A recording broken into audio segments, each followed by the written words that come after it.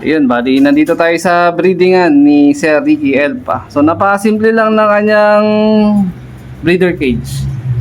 So, ilang noble cage to, sir? Dalawa. Dalawa. Tapos may naka-personal pa doon. Actually, ano yan, puro ganito yan dati pinasira ako yun dito. Yung lumang disenyo. So, ito mga bago na to, sir. Pag nagkakasaka, sir, ng breeder mo, may edad ka ba na dapat magulang na yung ano? Wala eh. Minsan pag inapura ko, pag bata, pag gusto ko talagang subukan. Yung linyada. Yung magulang nung nag-third overall mo, sir, nandito pa? Yung sa BBC Main? Wala dito. Yung bahay nandun sa taas kasi Nasa kabilang lot. awat o yung ano. Yung, Pag nag-breed ka naman, sir, hanggang ilang clutch po yung ano, yung sa usual? dalawa, tatlo. 2, 3 sagad na, no? Pagka Mas marami pahinga na. kasi minsan marami yung mag-friend marami sing-sing. Oo. Pag nag-aabot. Okay. Tapos ang kain nila, sir, ano naman, 2 times naman, hindi ka naman nagwa 1 day 8. 2 times 10. Pero nasubukan mo rin ba yung ganun, sir, yung 1 day Hindi pa. 8? So, Minsan pagka nalilimutan lang. Pagka talaga hindi Busy. naabot yung Patoka. Oo, pag nagmamadali ako, yun lang, nakakain sila isang beses. Tapos nakababad lang po talaga yung gritstone, sir, no? Nilalagyan ko. Paano ba to? Ayun. Yun, no? So, grits, tapos tubig. Yun lang yung more on babad. Itong mukhang ipipairing nyo pa lang to, sir, ano? Oo. Ayan. Isang checkered, tsaka isang red check. Ayan. Anong line nito, sir? Parang... Pares Jansen yan eh. So ito rin yung mga line ng mga nanalo mo nung nakaraan, sir? Sila rin yun. May pinakamatandang breeder mo dito, sir, na still nag-exist pa ngayon. Anong taon? Andun sa ano eh. Ito yata. Ewan ko ito kung mag-islog pa. Ito yung tatay yung Binstra. Ewan ko, sinalang ko ulit kung magsisimilya. Pero last similya pa to. Medyo lulong. Kak, sir. Kak. Ito yung tatay. Binstra. Yan Yan yung pinaka-old line mo na dito, sir, sa ngayon. Pero may mga dati kang burgado na mga nakita ko na dati. Ano na, yung mga old line ko. Nagretiro na ba? Hindi na nagsisimilya. Pero Pero boy pa. andun pa. Yung meron lang namatay. Yung old line, yung mga anak-anak nila, ginamit ko nga nitong nakaraan. Yun yung last NTR na nanalo sa TDFC. Tinesting ko yung old line. Borga na rin to. Pero mayroon pa mas borga dito, sir, di ba? Yung dati na na-vlog natin. Popcorn na. Parang papo. Yun talaga, hindi na nagsisimilya yun, sir. Wala na. Kumbaga parang ang existing na lang nila sa'yo dito, memory na lang din, no? Kasi champion mo rin yun, sir, di ba? Winner din yun eh. Ito naman yung nag-ano ko. Yung nag-first overall na kuha pa, nandito sinalang ko na. Nung nakaraan na, Ito lang, ito sana. Ito summer. Okay.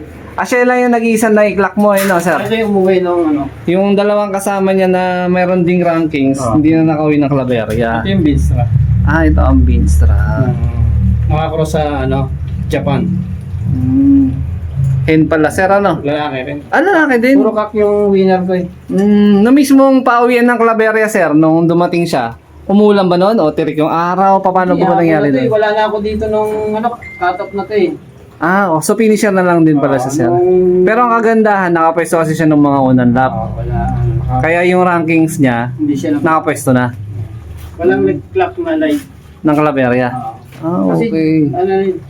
7 na lang kami live nun eh. First overall, YB. Second overall, OB. Yeah.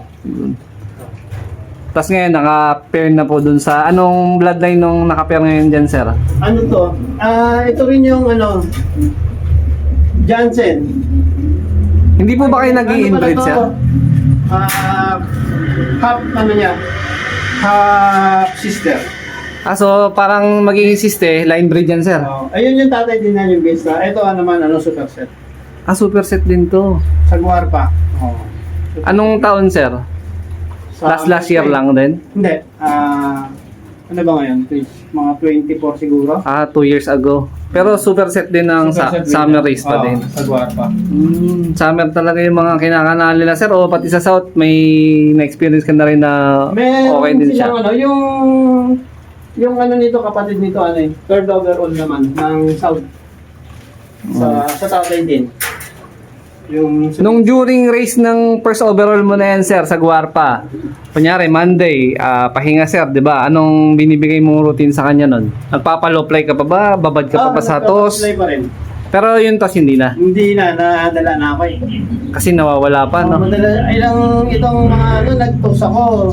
Puro live yung hindi umuwi sa akin eh. Na-disgrasya sa mid-toss. Sa toss, oh. So ngayon, binago mo yung sistema, sir. Simula pa lang first lap, hindi ka na nagpapa-mid-toss. More on low fly na lang. Kahit last lap na, sir, talagang Wala talaga. Kasi nga, na-experience ko yung gano'n eh. sayang kasi. Kasi naman talaga hindi ako nag-toss.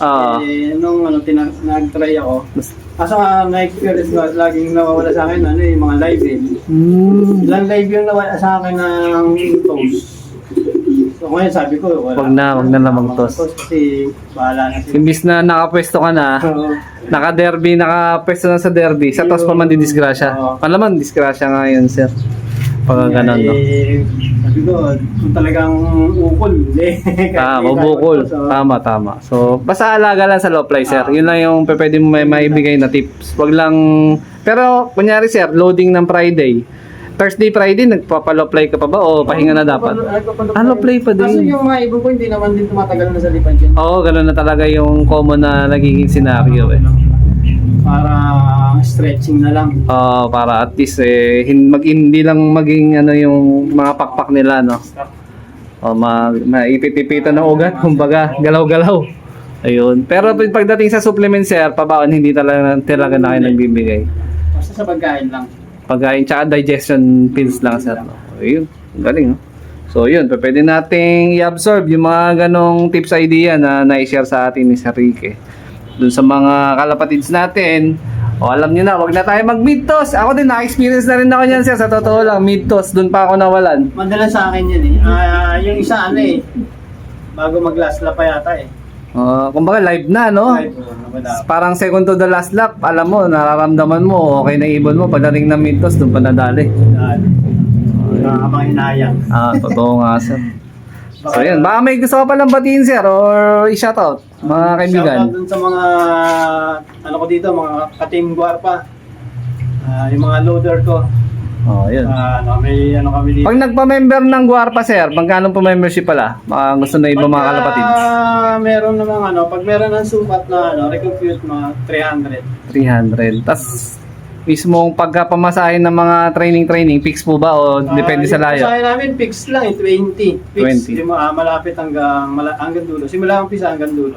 Tapos ang entry yan ng young bird, old bird, sir, magkano naman po ang entry per bird? Ang kasi namin dito may kami pag bumili ka ng singsing, first lap ng Pan-race? first lap ng training, first week ng training, magre-rent ka ng 350. Tapos sa last training, 150, ganun. Tapos pagdating ng derby, wala ka na babayaran. So yun na yun, sir? Okay. Parang nakapix na, no? Ayun. Maraming salamat sa oras mo, sir. So, good luck sa padating ulit na karera. At abangan ulit namin yung susunod na magiging achievement mo, sir. Sana swertein pa rin. Kaya-kaya yan, sir.